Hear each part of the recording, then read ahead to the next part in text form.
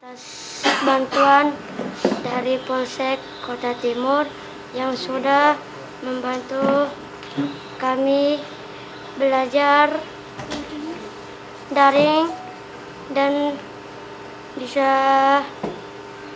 ikut vikon bersama guru-guru karena di rumah saya tidak punya wifi.